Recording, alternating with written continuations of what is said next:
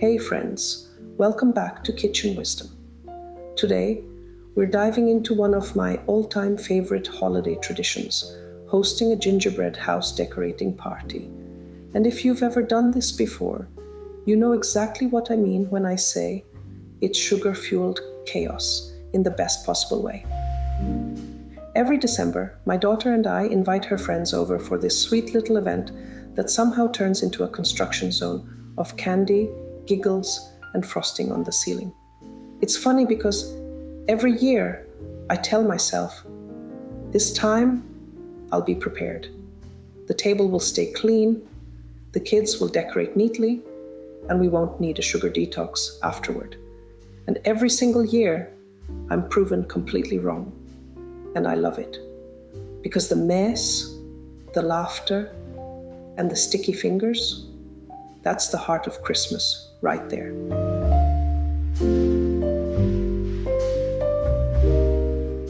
All right, let's talk prep work.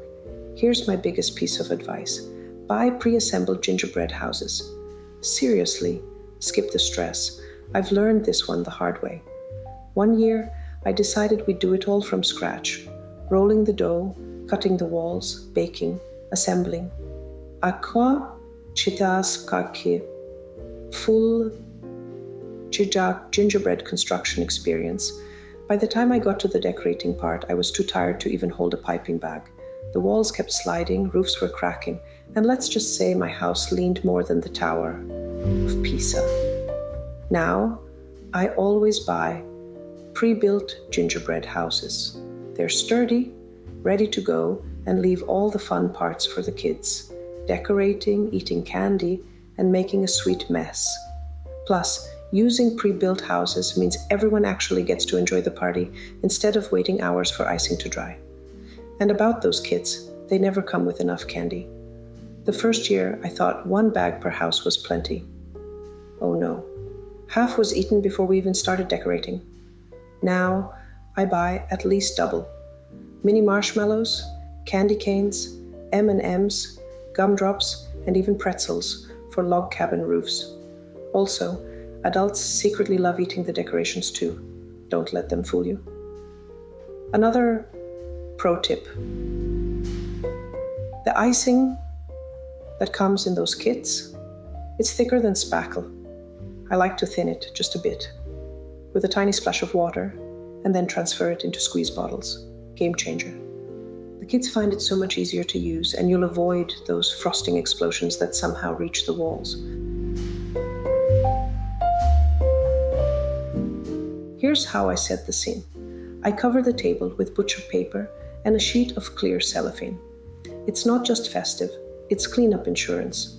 Once the frosting blizzard is over, I just roll it all up and toss it.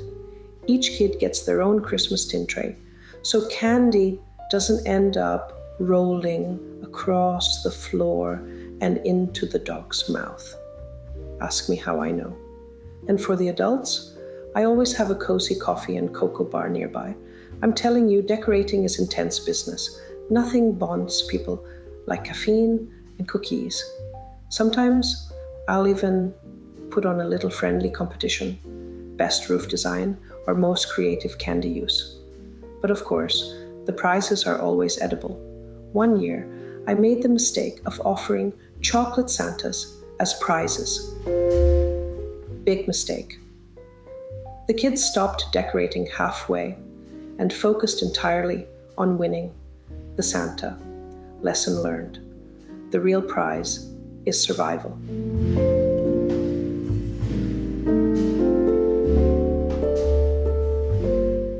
Every year brings new stories. Like the time one of the kids decided their house needed a candy pool and dumped half a bag of blue sprinkles into a bowl of icing. Or when my daughter built a gingerbread stable for Santa's reindeer that somehow morphed into a sugar castle halfway through. And of course, there's always that one adult who turns it into an architectural project, perfectly aligning peppermint shingles, while the rest of us are just trying to keep our walls from collapsing. By the end of it, the kitchen smells like cinnamon, sugar, and victory, or maybe just exhaustion. but it's completely worth it. Those frosting-covered smiles are the moments I always want to capture. I take tons of photos, because 5 years from now, those little sticky hands will be a memory I'll want to relive.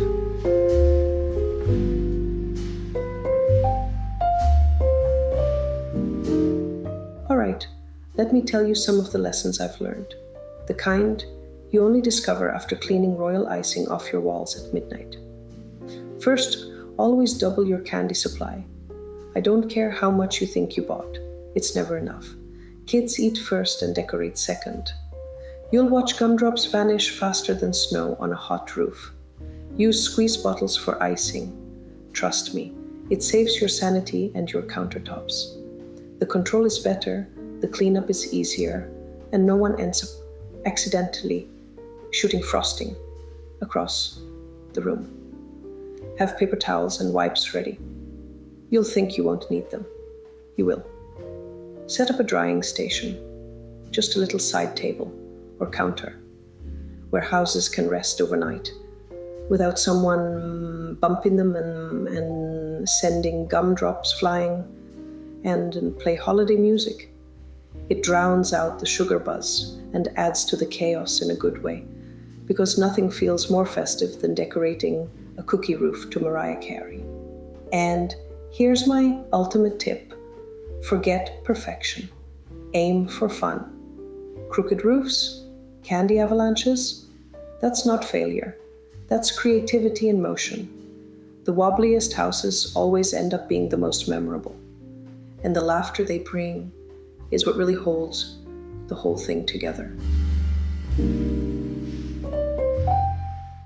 Here's my cleanup magic. Once everyone's finished, I fold up the paper and cellophane in one big swoop. Boom. Most of the mess gone. Then I rinse the icing bottles and toss any stray gumdrops that somehow ended up under the table. I keep a cordless vacuum nearby. Because trust me, sprinkles multiply overnight. I've also learned to hand out little boxes so everyone can take their houses home safely. There's always that one person who tries to carry it out by hand and ends up with a gingerbread disaster in the driveway. At the end of the day, it's not about building perfect houses. It's about building memories. Every year, even with the sugar highs, the sticky tables, and the frosting fingerprints everywhere, it's one of my favorite traditions. It brings people together in the simplest, sweetest way. So, if you've never hosted a gingerbread party, I promise, it's worth it. Start small, invite a few friends or family, and just embrace the fun. Let go of control, laugh when the walls fall, and enjoy the little moments that make the holidays feel alive. You can find my full royal icing recipe, decorating tips, and behind-the-scenes photos from past parties on my blog, Arina Photography, and on YouTube, where you'll see the chaos in full frosted color. Because in the end, the real magic of Christmas isn't perfection. It's laughter, togetherness, and maybe a little too much sugar. And hey, that's exactly how I like it.